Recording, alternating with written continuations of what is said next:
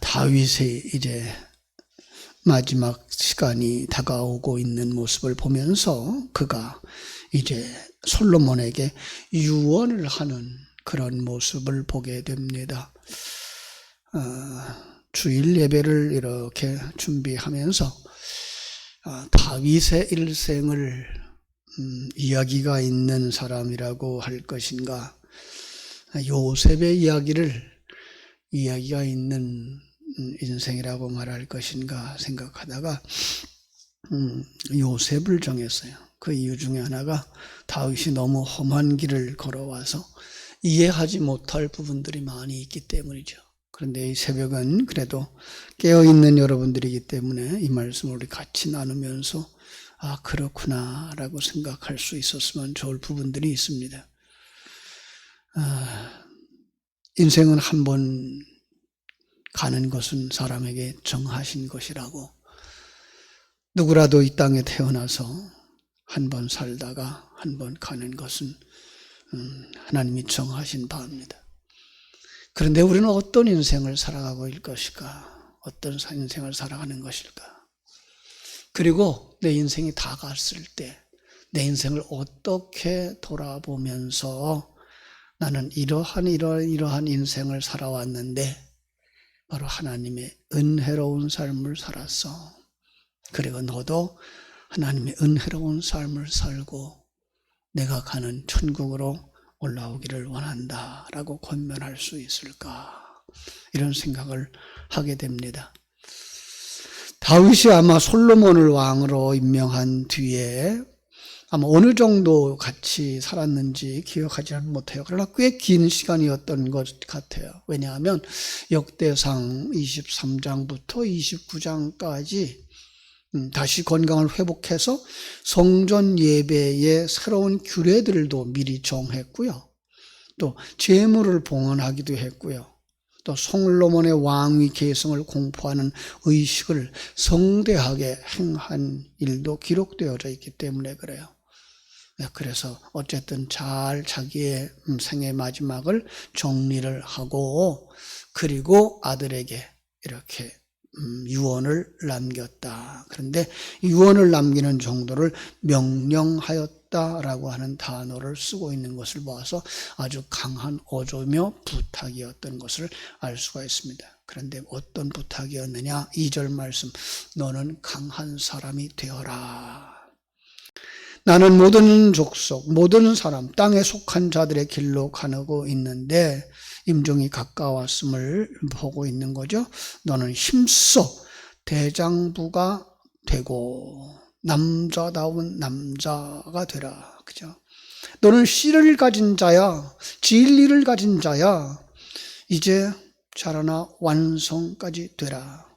여호수아 1장 6절에 모세가 여호수아에게 부탁한 말씀과도 같은 거죠. 아니, 하나님께서 여호수아에게 주신 말씀과도 같은 거죠. 아마 이때의 솔로몬이 즉위한 것은 나이가 아마 어렸을 것이다 그래요. 역사학자 요세푸스는 이때 솔로몬은 14살 정도 되지 않았겠느냐라는 추측을 합니다. 어떤 사람은 12살이었을 것이라고도 얘기를 하는데요. 그러나 여기서 우리가 알 수 있는 건 이것은 바로 우리들에게 주시는 말씀이구나. 영적인 어린아이들, 그죠? 아직 구원받았지만 아직 완성되어지지 못한 우리들에게 주시는 말씀. 그 성장과 성숙의 비결 뭐라고요? 여호와의 말씀을 지켜서 그 일을 행하라. 그래서 제가 지킨다는 말을 흘려버리지 말고 이런 의미라고 표현을 하죠. 어째서 그러냐면은 피를 흘려버리는, 생명을 흘려버리는 여인들을 이제 부정한 자로 표현하시는 성경의 묘사들을 볼 때 흘려버리지 않아야 되는, 하늘 생명을 흘려버리지 않아야 되는 바로 이런 의미에서 바로 흘려버리지 않고 진리를 가진 자, 진리를 되새김하는 자, 그 진리에 의한 삶을 살아가는 자로 이렇게 살아가야 된다는 거죠. 그 길이 어떤 길일까요? 그 길로 행하라. 십자가의 길이죠. 더 나아가서 신약에 와서 우리는 알 수 있어요. 내가 곧 길이요 진리요 생명이라 말씀하신 예수의 길, 십자가의 길인 거죠. 그죠? 그것은 바로 법률과 계명과 율례와 증거를 계시의 그릇으로 삼아서 우리에게 주신 것. 인간이 세운 법도와 제도와 대조를 이루면서 하나님이 세우신 그 진리, 하나님이 세우신 규례를 따라 살아가는 것이 바로 하나님의 백성들의 모습이다라는 것을 보여줍니다. 그 사람, 그 율법을 지켜 행하는 사람의 삶이 어떠하다? 형통하다. 그죠? 형통하리라. 형통이라는 말을 쓸 때 기억해야 되는 사람이 요셉일 거예요. 그죠? 그가 보디발의 가정에 보디발의 유혹을 받았을 때에도, 그죠? 하나님께서 감옥에 갇혔을 때에도 그의 그 가정 속에서 하나님이 그와 함께 하심에 형통하였더라. 노예 생활을 하는 것이 어찌 형통한 모습이며 감옥에 들어간 모습이 어찌 형통한 모습이겠습니까? 그런데 하나님은 그것이 형통하였다라는 거예요. 뭐예요? 하나님의 뜻이 성취되어진다 하는 것. 이것이 바로 형통이라고 하는 것이죠. 그래서 다윗은 하나님의 언약을 솔로몬에게 주는 거예요. 4절 말씀이에요. 여호와께서 내 일에 대하여 말씀하시기를 네 자손들이 그들의 길을 삼가 마음을 다하고 성품을 다하고 진실이 내 앞에서 행하면 이스라엘 왕위에 오를 사람이 내게서 끊어지지 아니하리라 하신 말씀을 확실히 이루게 하시리라. 이것도 어떻게 보셔야 된다고요? 우리들을 향하여 주신 말씀, 자기 백성들을 향한 구원의 약속이라. 그렇습니다. 온 마음과 정성을 다해서 하나님 앞에 서서 그 생명을 가지고 살아가면 그가 왕이 되는 거예요. 하늘나라 왕이에요. 누구와 같은? 예수 그리스도와 같은.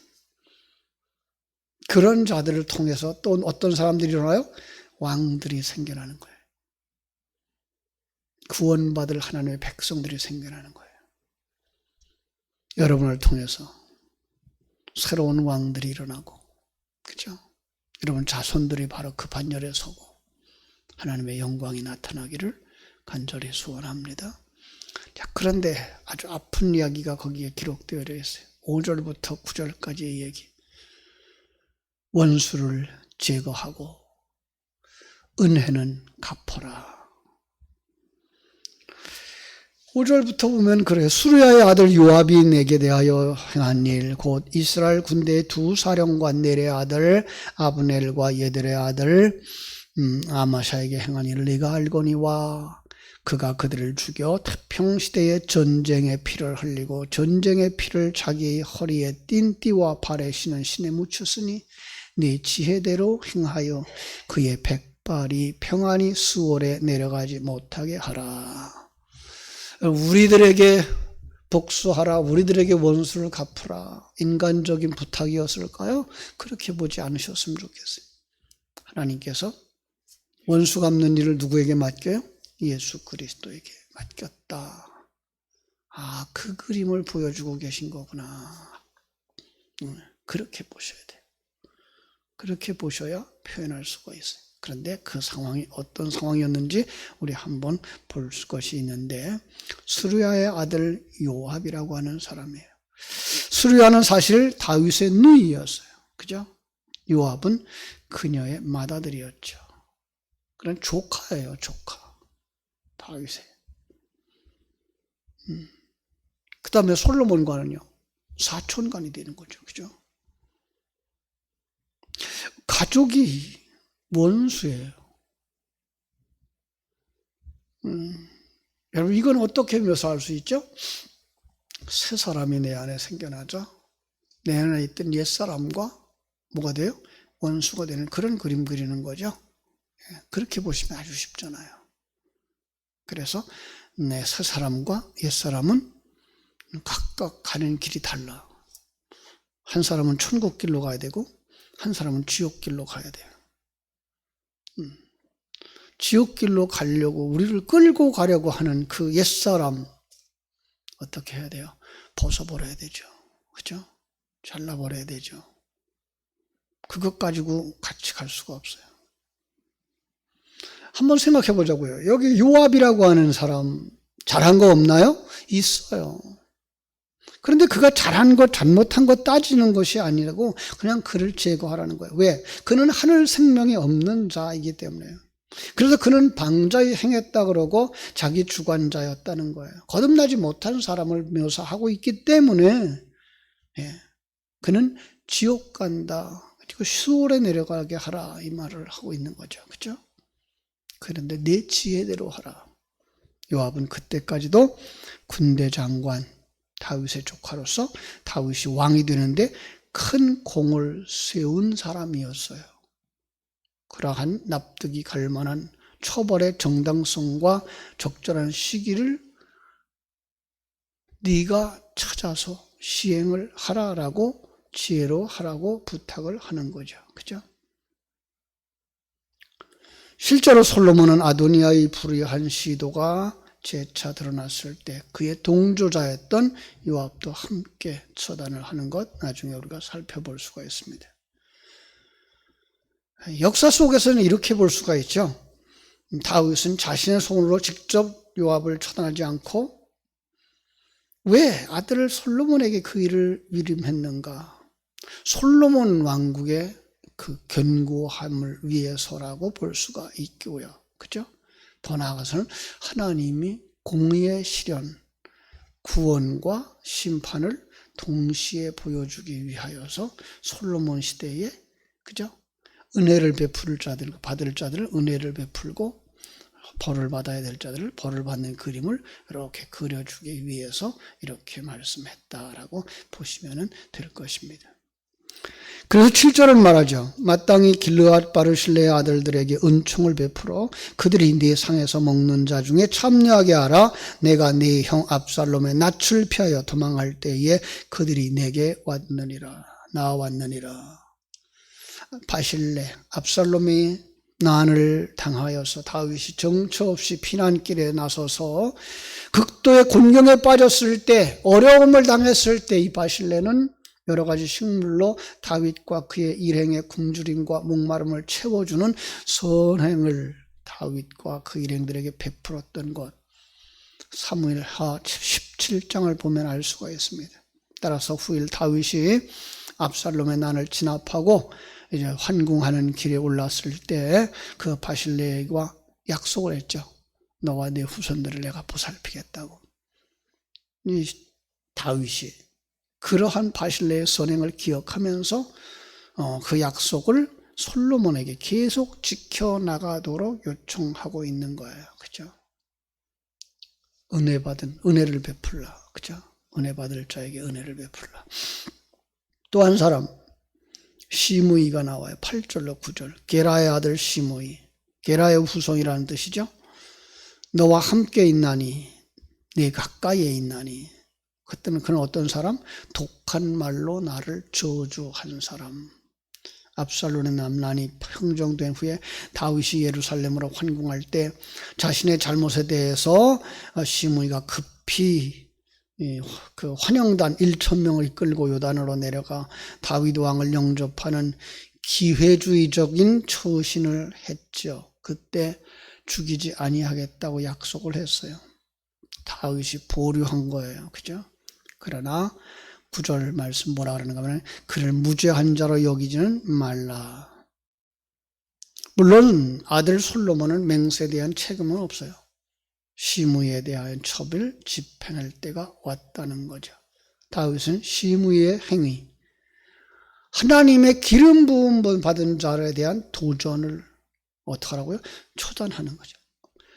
모든 죄는 사함받되 어떤 죄가 사함받지 못해요? 성령을 회방한 죄는 사함받지 못하는 이런 의미를 여기다 부여하고 있는 거죠. 그렇죠? 자, 우리는 이 땅에 살아가면서 어떤 우여곡절들을 가지고 계시나요? 그리고 나는 어떤 결과들을 맺고 있나요? 지금까지 잘 해오셨습니다. 남은 생에도 여러분 잘 맺으셔서 아름다운 스토리가 있는 여러분들의 인생이 되었으면 좋겠습니다. 다윗이 10절 12절 10절 다윗이 그의 조상들과 함께 누워 다윗성에 장사되니 다윗이 이스라엘 왕이 된 지 40년이라. 헤브론에서 7년 동안 다스렸고 예루살렘에서 33년 동안 다스렸더라. 솔로몬이 그의 아버지 다윗의 왕위에 앉으니 그의 나라가 심히 견고하니라. 묘한 여운을 남기는 문장들이죠. 7년 그리고 33년. 7년이라는 숫자는 완전수예요. 33년 누구의 숫자와 같아요? 그죠? 예수님의 이 땅의 공생의 시간과 같아요. 그리고 40이라는 숫자. 그죠? 제가 늘 상징적인 숫자들을 해석할 때마다 써먹는 숫자들이죠.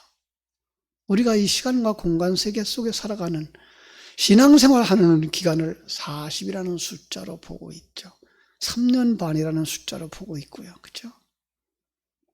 그 생애토록 어떻게 살았는가? 아름답게, 그죠?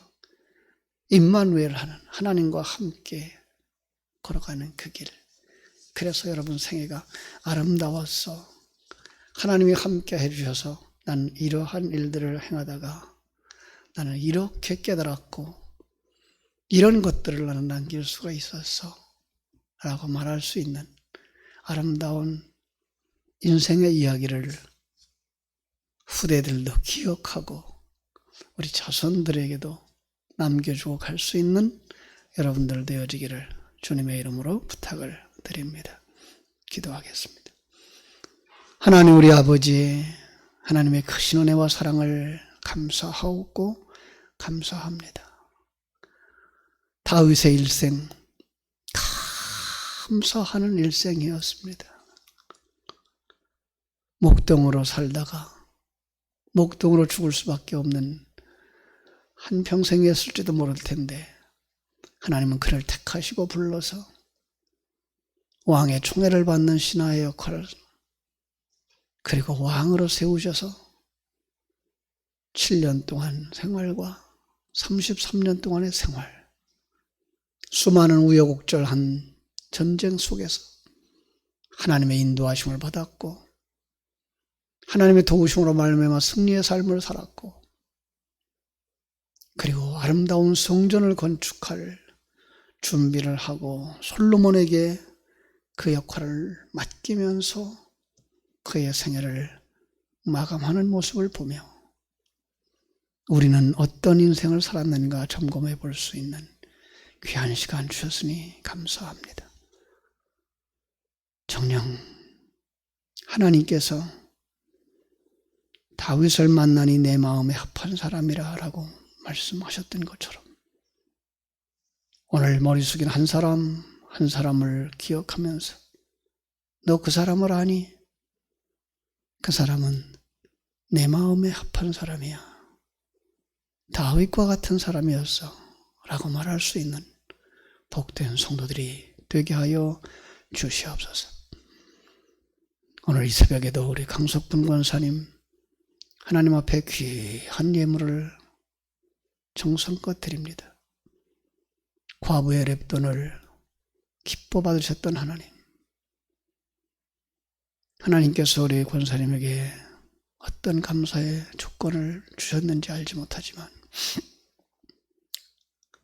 우리 권사님의 생애가 다윗의 생애처럼 아름답고 복되고 스토리가 있는 행복한 생애가 되도록 축복하시고 남은 생애도 복 주셔서 자손들에게 다음 세대들에게 기억할 만한 보리교회의 기도의 어머니였어.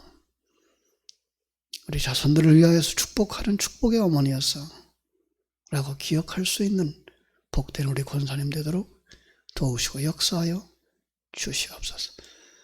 오늘 하루의 삶도 주님께 부탁드립니다. 일마다 때마다 우리 하나님께서 축복하셔서 하나님의 영광을 드러내는 복되고 복되고 복되고 아름다운 하루 되도록 축복하여 주시고 다음 주부터 있을 다니엘 기도회 위에 우리 청년 다니엘 기도회 위에 하나님 기름 부으셔서 저녁 8시부터 있을 청년 기도회에 온 성도들이 함께 참여함으로 말미암아 정말 기뻐할 수 있는, 즐거워할 수 있는, 하나님을 찬양하고 하나님께 영광 돌릴 수 있는, 예배가 살아나고 기도가 살아나고 찬양이 살아나는 시발점이 되도록 도우시고 역사하여 주시옵소서.